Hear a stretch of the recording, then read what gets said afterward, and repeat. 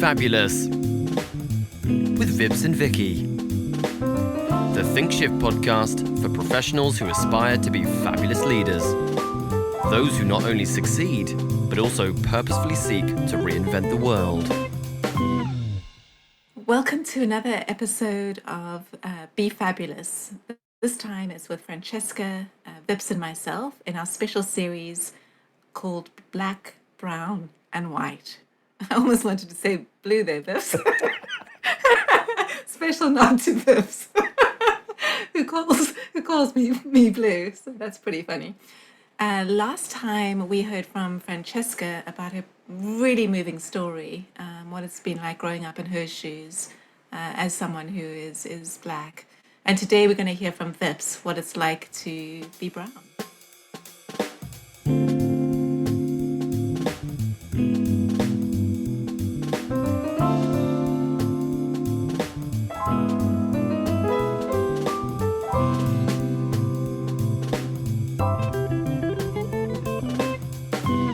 So Vips, kick us off. Tell us a little bit about your story, your parents. I know there was a period where they lived in Africa and your sisters and you coming to the UK. Tell us a little bit about that story, Vips.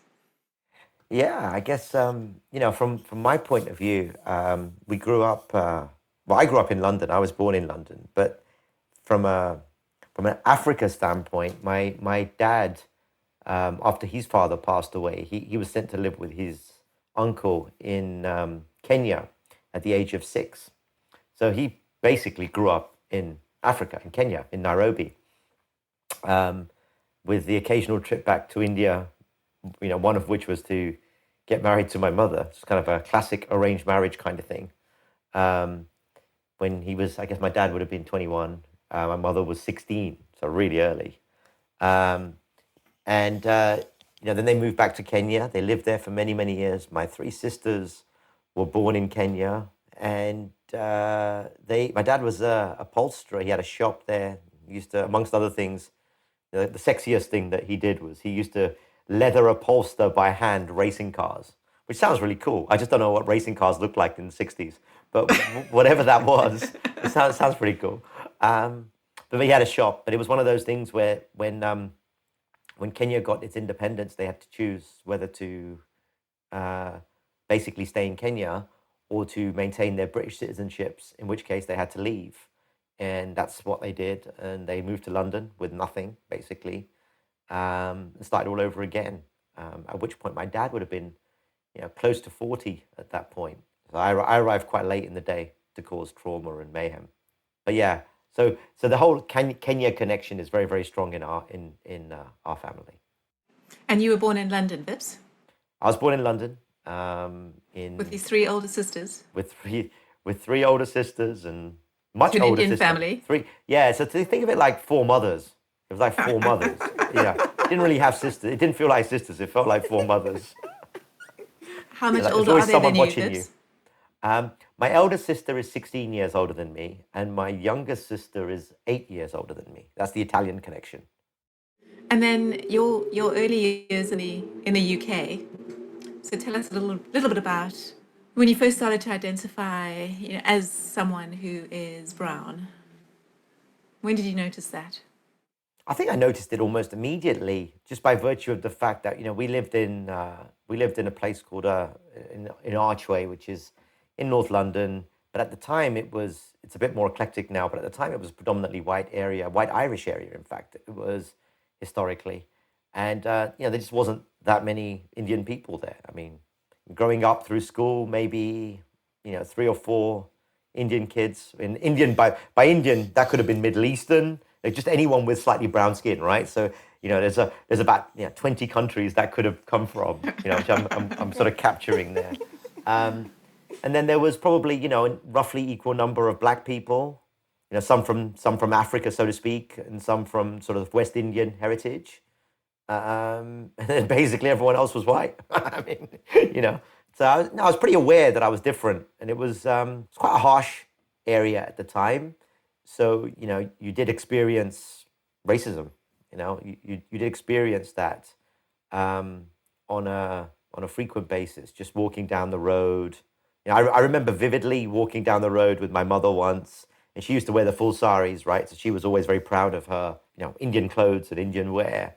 And so, used to get, sworn at, abused, spat at, that kind of thing used to happen. Not very often, but it did happen. And when you see the kind of stuff like that at 6, 7, 8 years old, it tends to stick. Yeah, it's those precognitive years where Yeah. you start to tell stories to yourself about who you are. Yeah, I do remember times thinking, why does she bring it on herself? Why does she wear saris? Like, it's like, you almost fall into this kind of where you're asking for it by being different. So why be different kind of thing? But at least at that age, I wasn't smart enough to be able to distinguish identity from just, well, that was unpleasant. Let's try to avoid the unpleasantness. Which is natural, right? I think so. Yeah.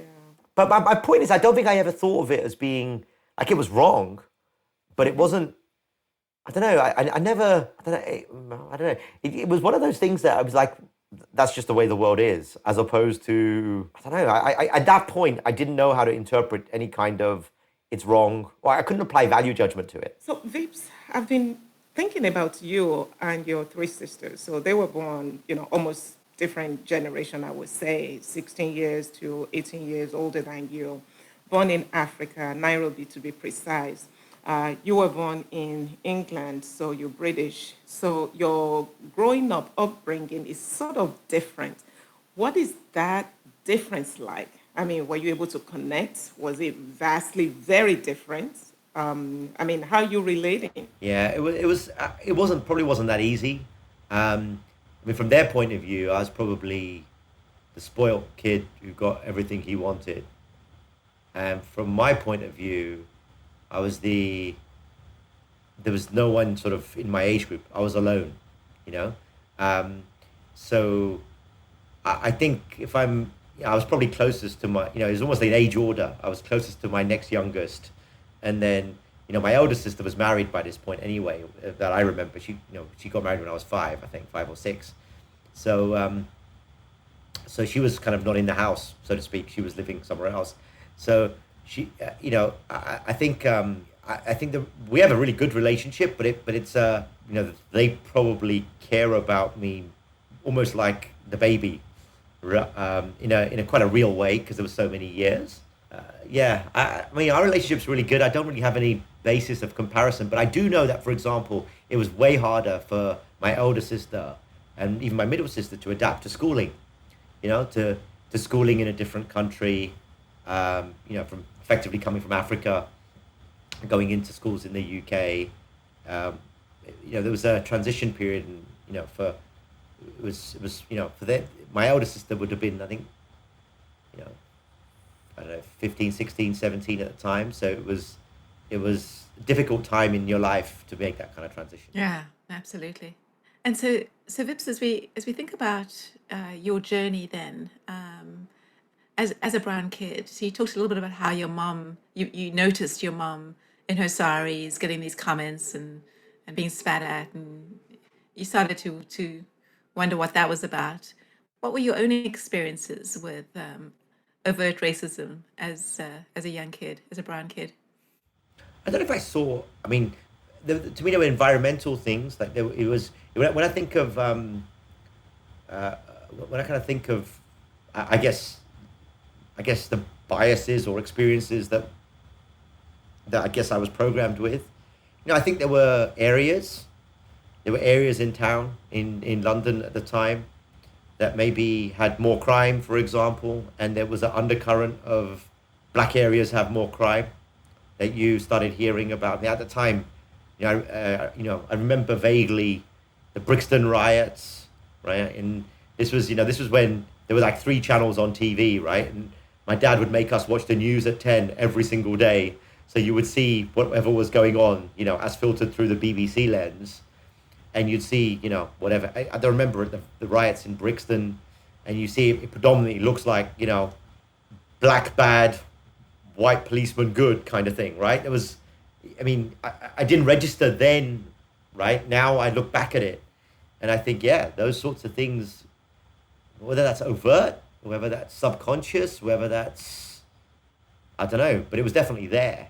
Beyond that, I think it was more, I did feel that even in school, there was a slightly different standard for those of us who were maybe not white than there was, and that would, I'd include black people in that, I'd include, Asians in that. It was a slightly different standard to what was expected of us relative to what was expected of someone else. But that's probably about it from at that age. And what happened then as you started to think about going through school and then onto university with your dad and his background and your mom and her background?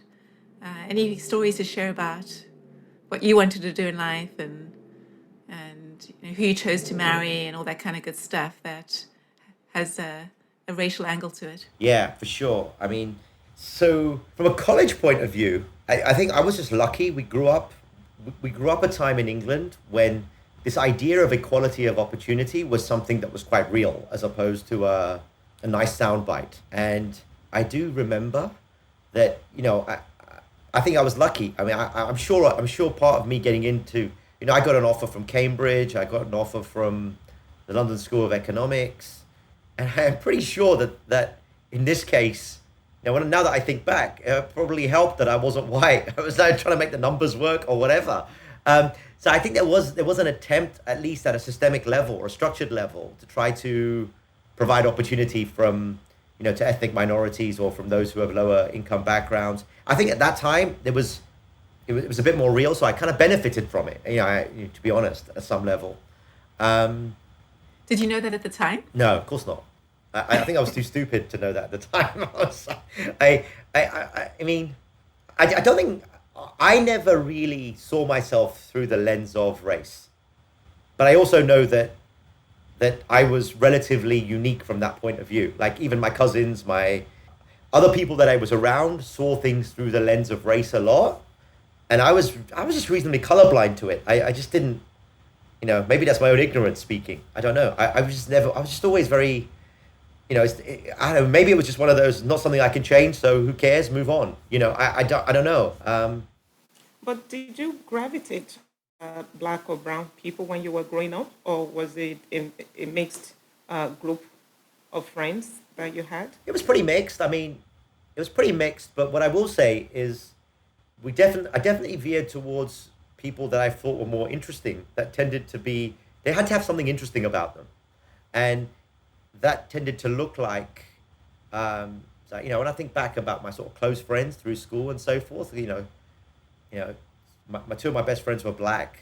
One of my best friends was Chinese. One of my best friends was Colombian. And then there was me. And there was, I think two, what you would call, white people, white English people, whatever that means in quotes. I just realized I was doing air quotes on a podcast, which clearly doesn't work.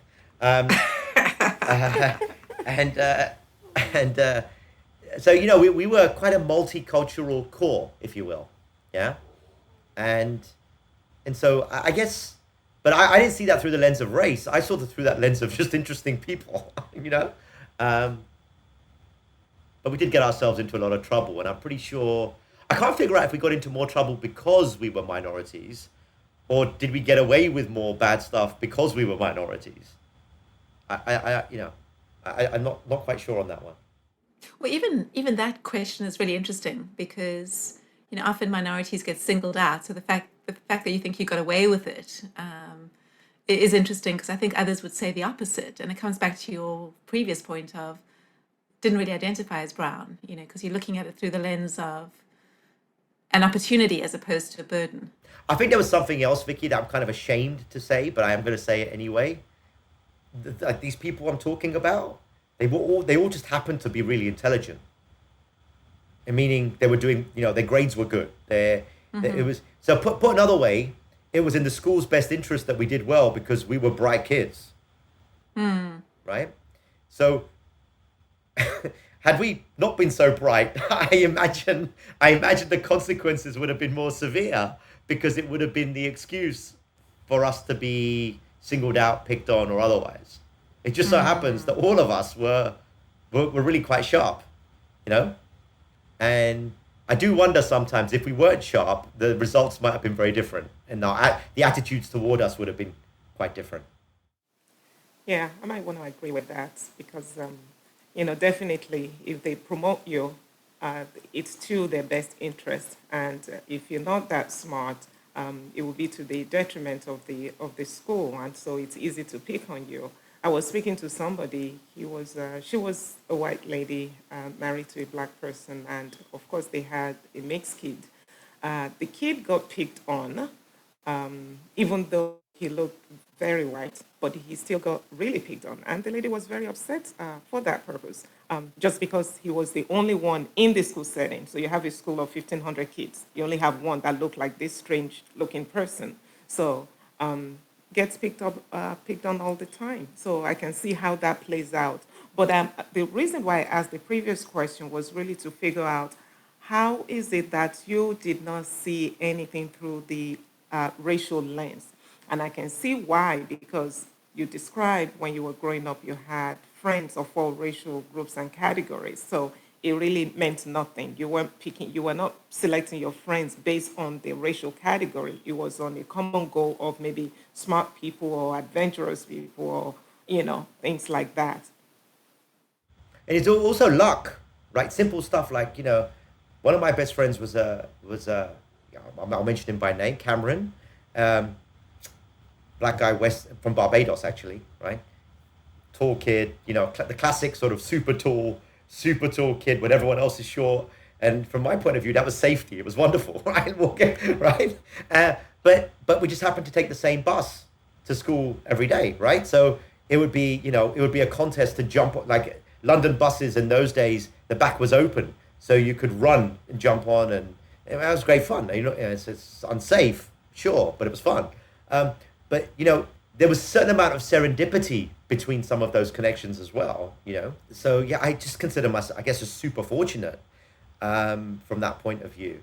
But it created a curiosity. It created a curiosity for different cultures, different foods, different customs.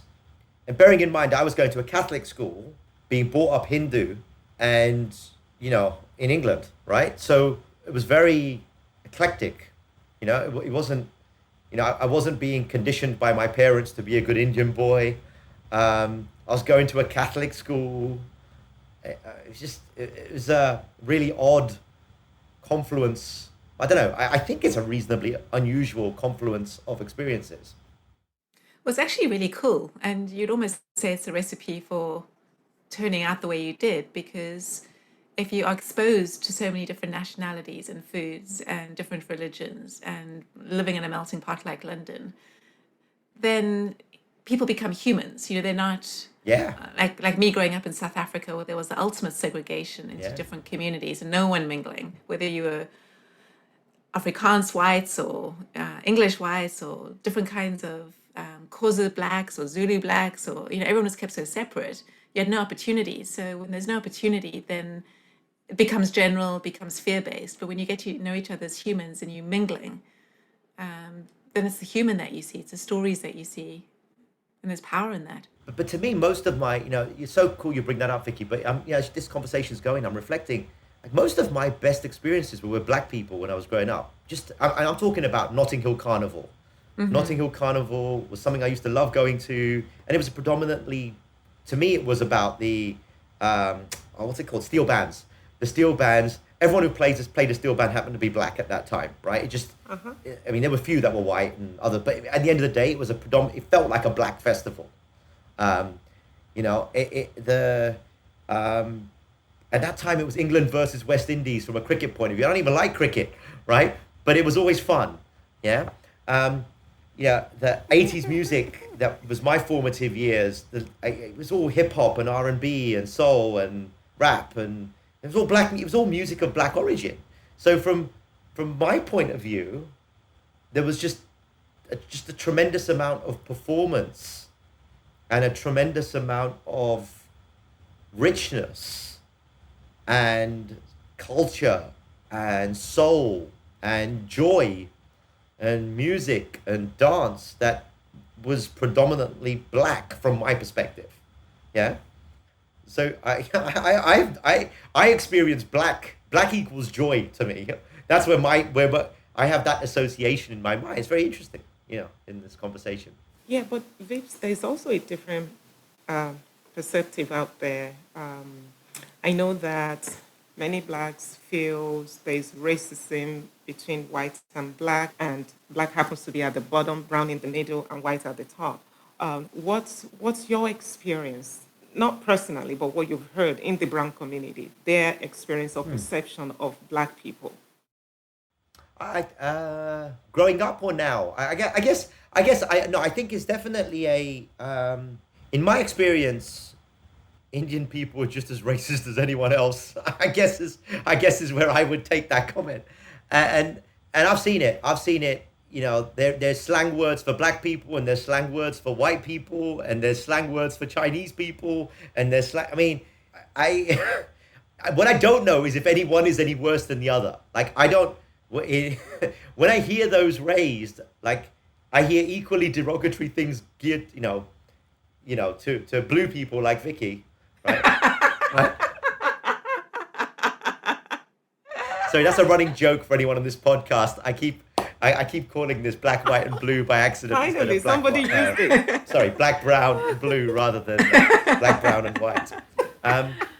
But I hear it equally towards black people, particularly growing up. Less so now, to be honest. Particularly growing up, though, and so, they were just equally derogatory to anyone that wasn't Indian, if I'm really honest, right? And that never sat well with me. And they were equally derogatory to Jewish people, and equally derogatory. I mean, just anyone that wasn't them, and even brown skin. So, the Hindus lose their shit with some Muslims, right? And I mean, so you've got this. It's like, I remember my sister once. Must have been about 11 years old. My sister must have been 15. She's like, I think Indian people are the most racist people in the world. And I was like, I think you're probably right. I mean, from a place of no real data, right? Just us experiencing life. And bearing in mind, my sister ended up marrying an Italian, and I ended up marrying a Portuguese person, right? So I guess it must have played on our psyche quite a lot, in retrospect. And Vips, do you have any sense of why that is? Why are there are those derogatory or terms that are? Well, I think for I can speak for Indian, right here. Yeah. I think some of it, if I'm really honest, goes back to just a different form of segregation, which is the class system that's been there's a core part of Indian culture for hundreds of years. And you have the untouchables at the bottom, and you have the the gurus and the Brahmins at the top, and you have the warriors second, and so I mean you've got this idea of you are born into a caste, and that represents your station in life, or that you can only be your best within the context of the caste system. I think it's the in the same way that I think I think the undercurrent of that kind of contrived subjugation system is probably the way I would describe it. It's still alive in India. I mean, it's a bit like what we're experiencing with Black Lives Matter here in the States. I mean, just because slavery was abolished doesn't mean that parity has been achieved, and I think the same thing in India, and I think it goes back to that. So when you've got people who are racist of your own kind in your own color, right? I mean, at 6 or 7 levels, then what chance has anyone else got? I mean, it's like Yeah. And I say that not to diminish it. You're absolutely right. Yeah. That's kind of where I go, and which is why I think maybe tolerance was such a big part of what I always and my parents, my mother in particular, always preached tolerance, because she's like, if you start looking for what's different between us, I mean, it's just a world of misery and pain. There's no goodness can come of that. Wise woman, Vips, very wise Well, woman. she was definitely ahead of her time for an Indian woman who was poorly educated and generally was a housewife. One of those people who's very intelligent without any academics. Yeah. But you could be intelligent without academics. We're beginning to realize that a lot of wisdom lies in those years. Let's fast forward though to a professional setting. Vips, how have you seen racism, or at least experienced racism in a professional setting? I've seen it through recruitment. I've seen it manifesting itself through no matter what the process is, whatever your interview process is or screening process is, just a disproportionate amount of minority candidates for whatever reason. I don't think that's going to work. Maybe given two candidates that seem roughly equal, one happens to be of color, one happens to be not of color.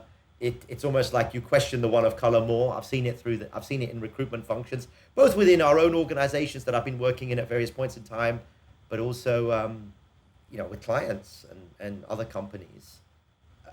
So I've seen it in there. I've also seen it through sometimes. I'm beginning to start believing that this idea of screening for cultural fit is often a problem.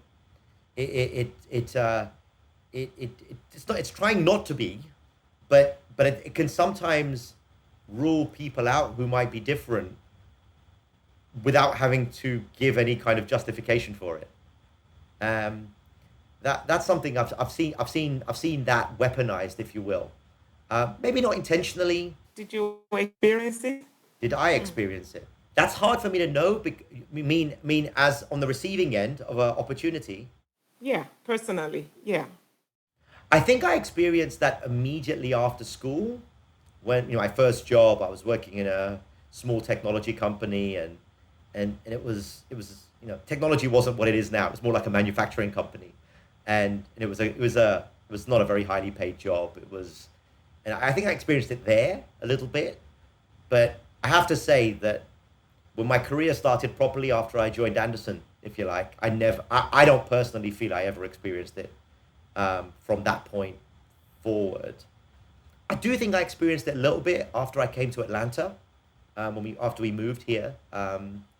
That first year or two, I became very aware of my color in a way that I'd never done in Britain. I definitely became more conscious of my race after I came to the States. But I also at the time attributed that to moving from an urban environment to a suburban environment.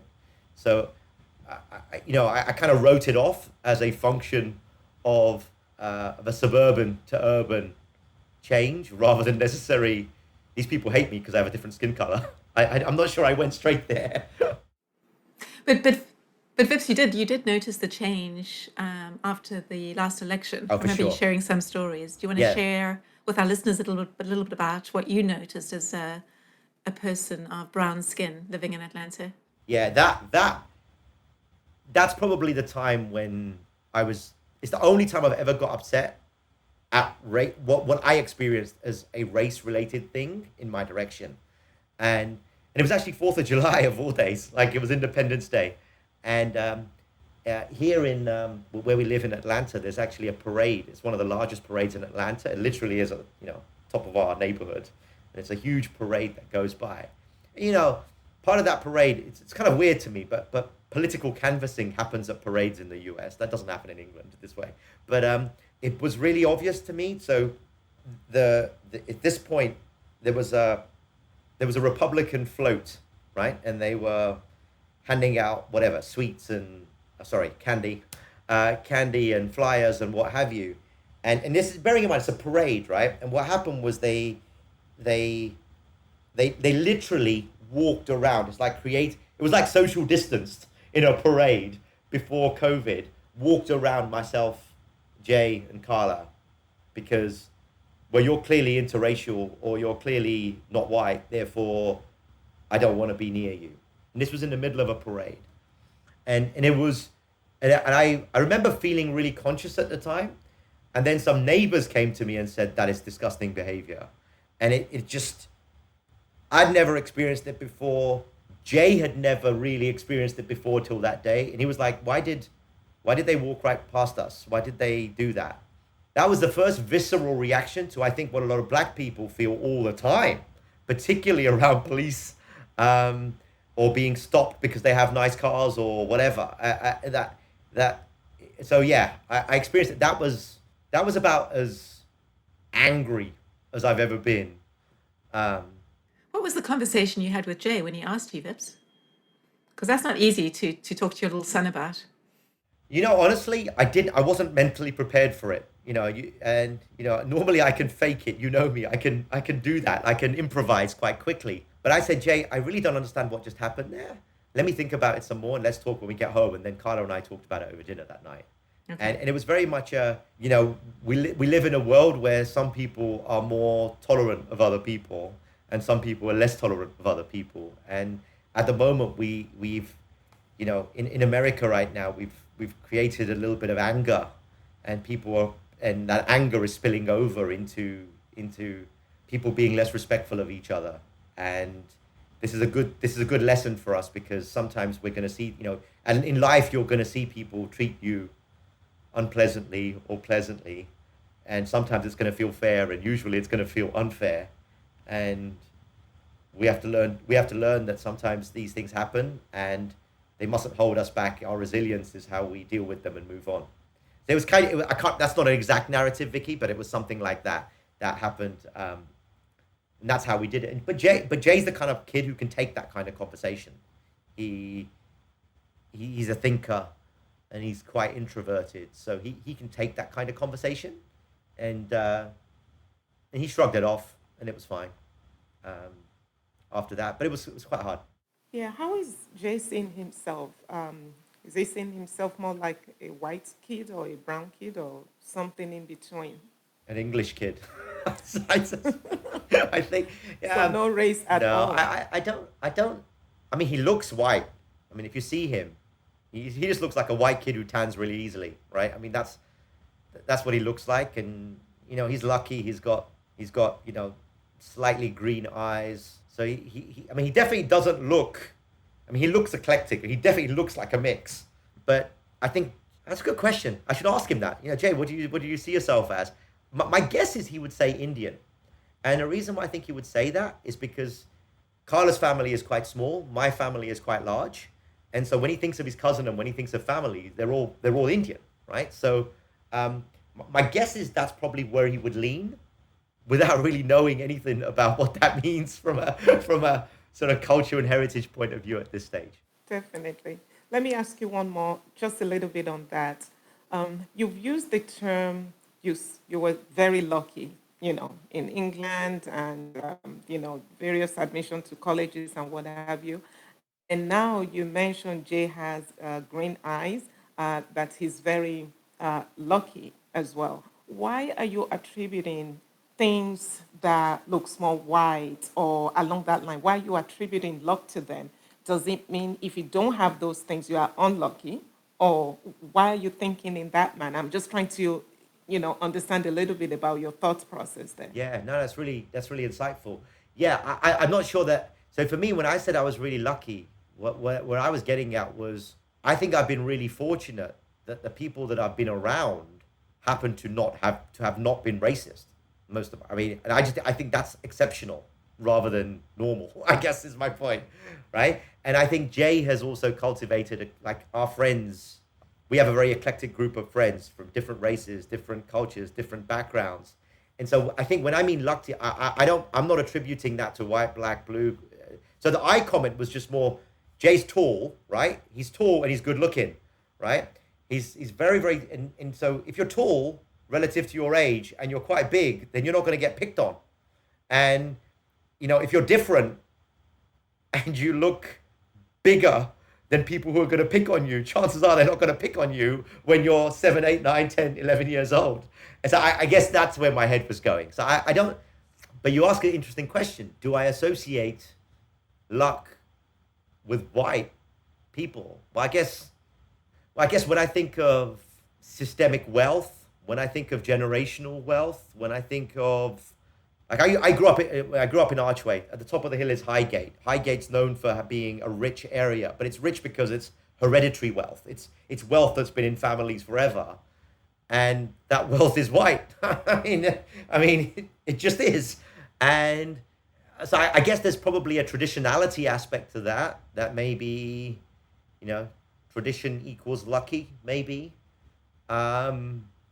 Richness of history equals richness of wealth over generations, which might have a white experience set or bias set baked into that. Yeah. But when I mentioned lucky, it was just more from the fact that the attributes of the character is less likely to attract unpleasant. But then also we're privileged, right? We're fortunate, we've done pretty well. We're living in a nice part of town. Most people are fairly liberal where we are. I mean, that's not typical either. So, I think also I'm very reluctantly wealthy. So to me, everything is everything is lucky because I know I have more than most people do. And we're not rich, but we're definitely rich relative to most.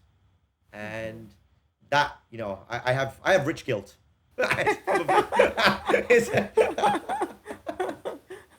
That's close to having like a white guilt right now, because a lot of whites are feeling sort of guilty, and there's no reason to feel guilty. I'm saying let's just be open, let's be real about what's going on, and let's come up with something together. So, this is great. I'm actually, it's interesting hearing your perspective on that. Luck, wealth, all that time together, and just having that opportunity to experience it, it's a big deal. At least for many people hearing it, it's a big deal. What are you doing in your space right now, Vips, to advance this course? That's a good question. I look at it 3 levels. I think one, there's definitely a lot of soul searching going on.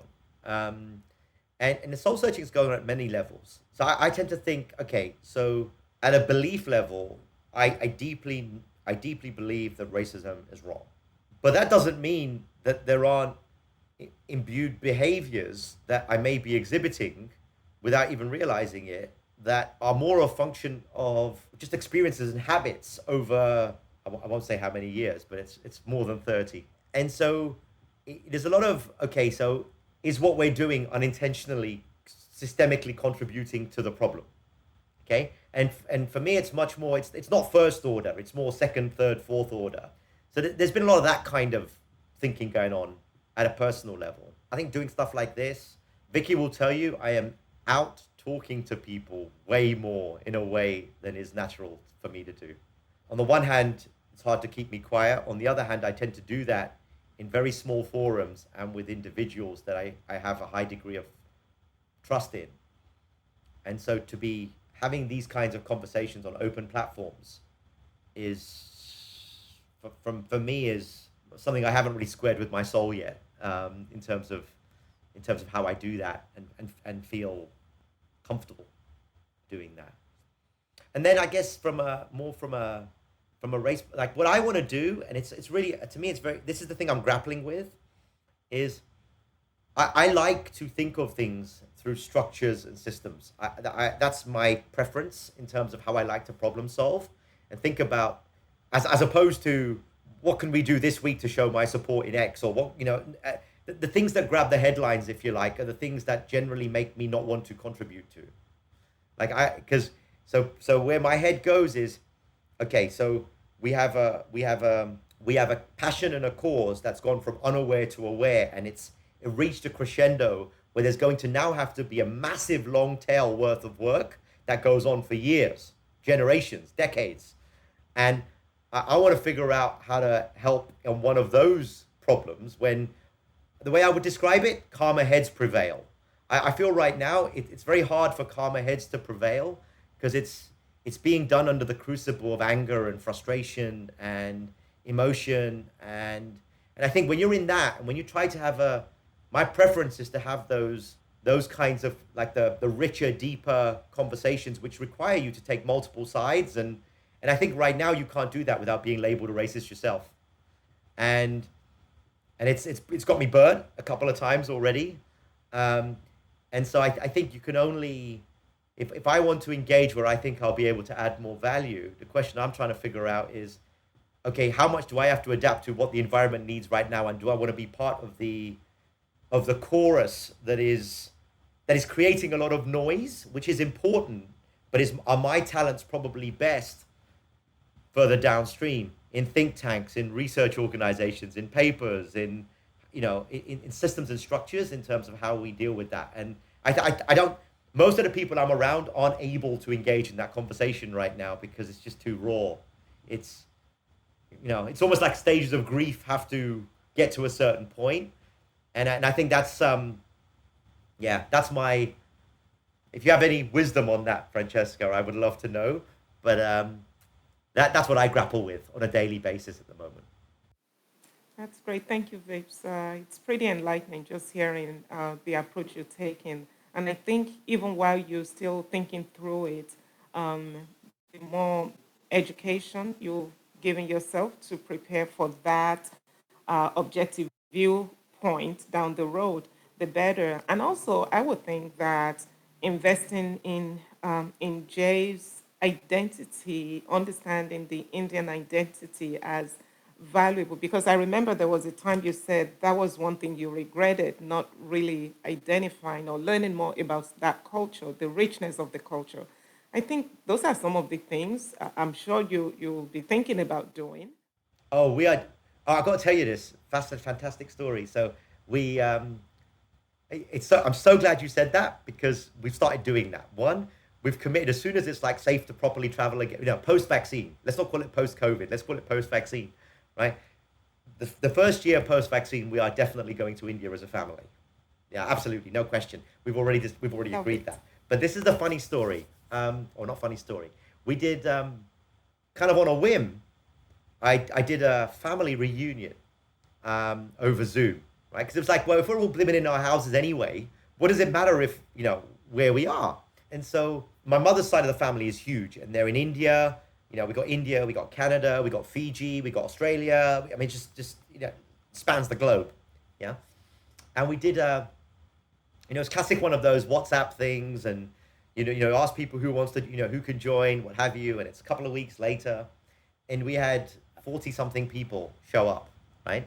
And so and what was really amazing was my grandmother had 19 grandkids. Okay, all 19 grandkids were on this call, yeah, and it was the first time we've ever been together in our lives, right? First time we've ever been together in our lives in a time when everyone is separated. And I felt there was like a poetic sort of juxtaposition of that, in a time when you can't be together, we were able to be together in a way that we'd never been in 40 plus years. Together, right?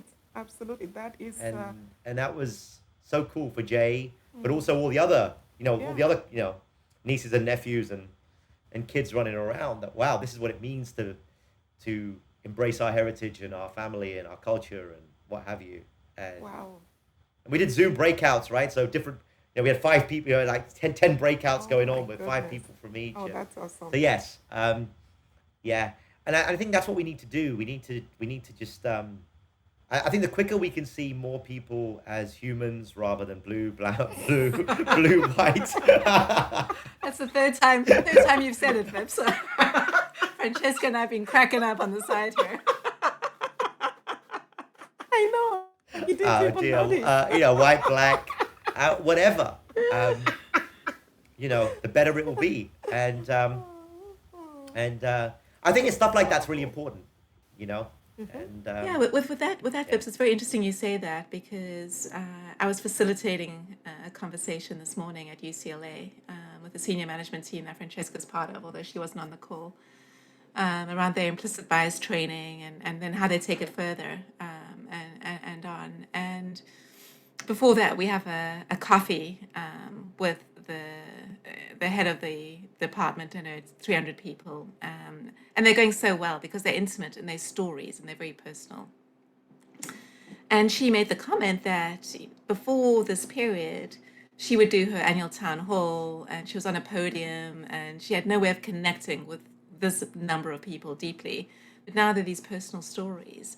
And it feels to me like not only is this time from a raising of consciousness around Black Lives Matter, but actually because we are all at home, people are more willing to engage in conversations via these different conversational platforms like Zoom or Teams or Meets, and in the chat boxes because they don't feel as seen as when they're in person. There's a degree of safety when you're behind the camera So it's feeling like we're building more closeness and belonging when it's designed that way. Now, it has to be designed that way, but we're defining really cool ways to design it with Francesca's team that is really heartwarming. And I think if we start to think about this across all sorts of organizations, because it's when we get to know each other and have these stories, that's where the beauty kicks in. And I was actually having a conversation this morning with somebody at an executive at another client who is Indian, but he looks black.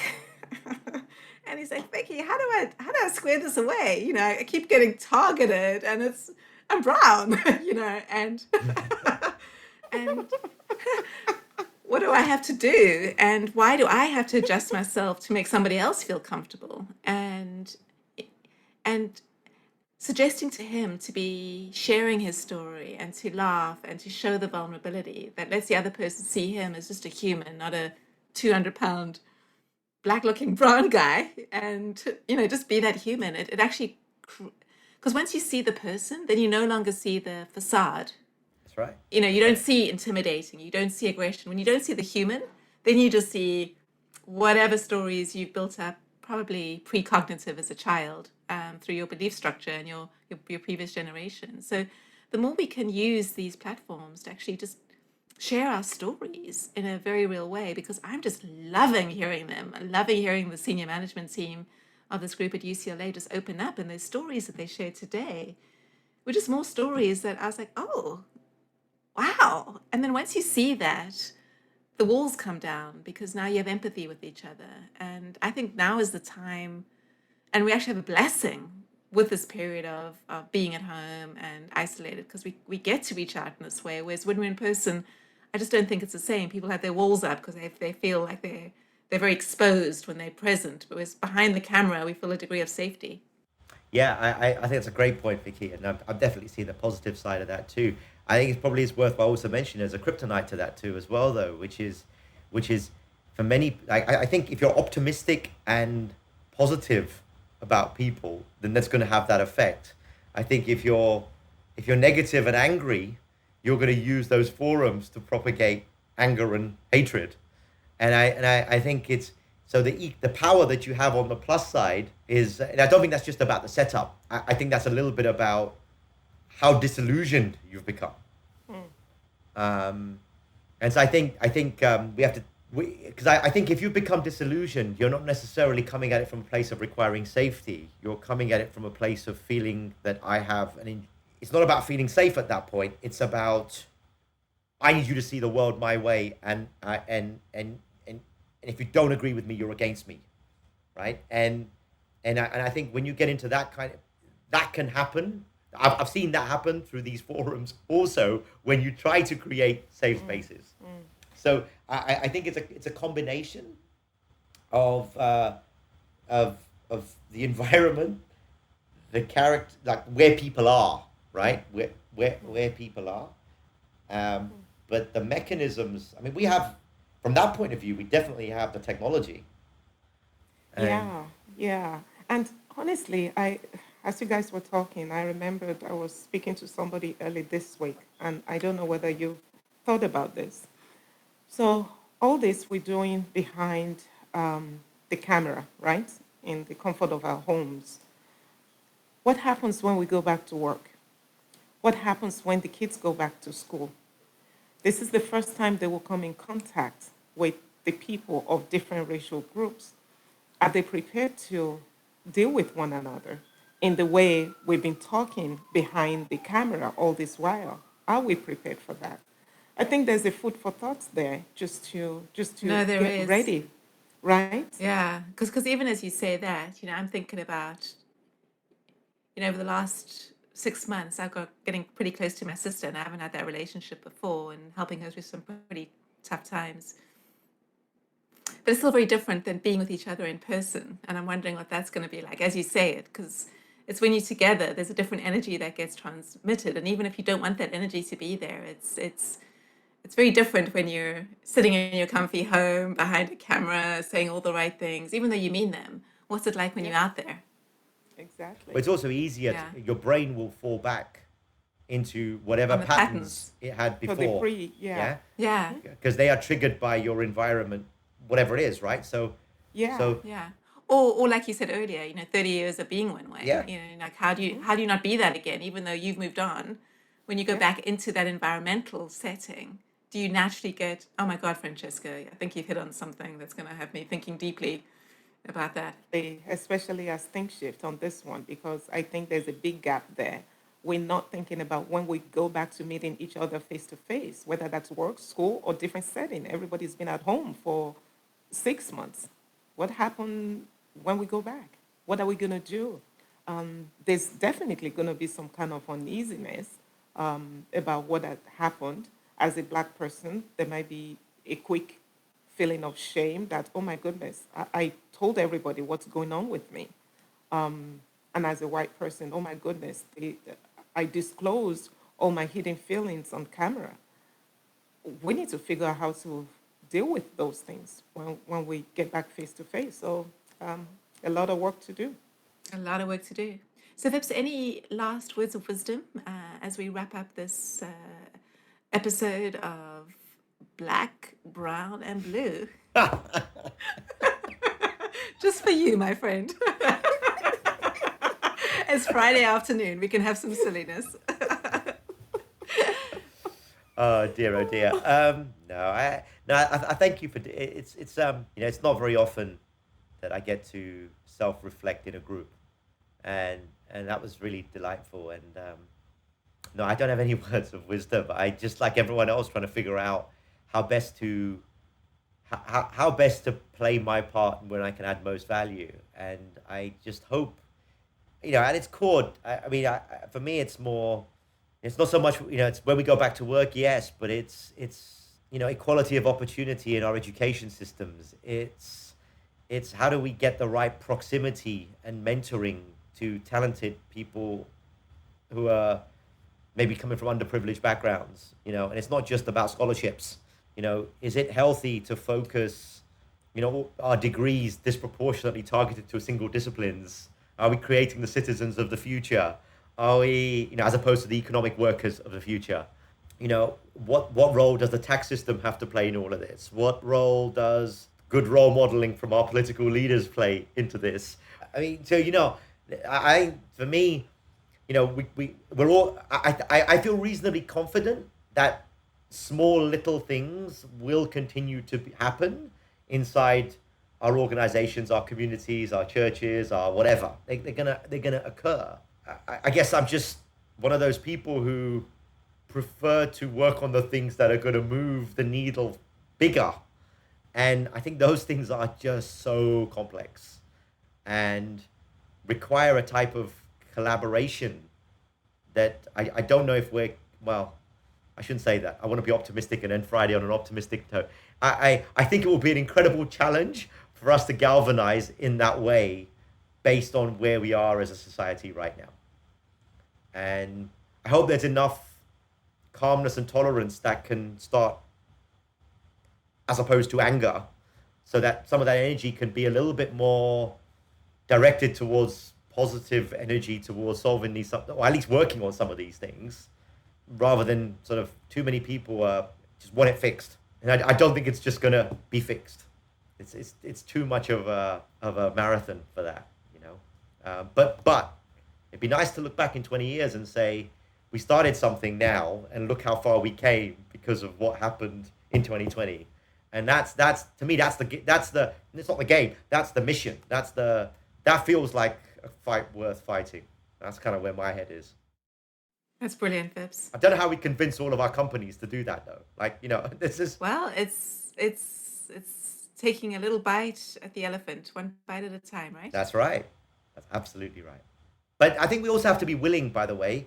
I think big part of this, we're all going to have to be willing to, we're all going to trip over. We're going to lose clients. We're going to win clients. People are going to get fired. People are going to get up again. I mean, people are going to take a stand and it's going to grate and it's going to go wrong. And they're going to realize they pushed it too far and then they need to bring it back and they maybe didn't push it enough. And I mean, it's messy. Change is messy. This kind of change is really messy. And I think if we're expecting some kind of utopian plan to emerge, that's going to be, next year, the year after, the year after, the year after, I can't see it. we have to be willing. We have to be willing to suffer and endure, and be willing to be targets sometimes as well. I know I've become a target in the last month or so for stating opinions, and I think that's okay. Yeah, yeah, Vips, this takes you to a meta thinking level. You're doing exactly what you believe in. It's not about one person or another person. This is what you truly believe you should be doing. And if we, at least the three of us, commit to doing that, there will be risk. We know that. We've experienced some kind of risk. It can only be better. So it's great hearing from you. Yeah, thank you very much. All right, everyone. Well, thank you to Francesca. Thank you, Vips, for sharing your thoughts. We hope you have a wonderful week and be fabulous.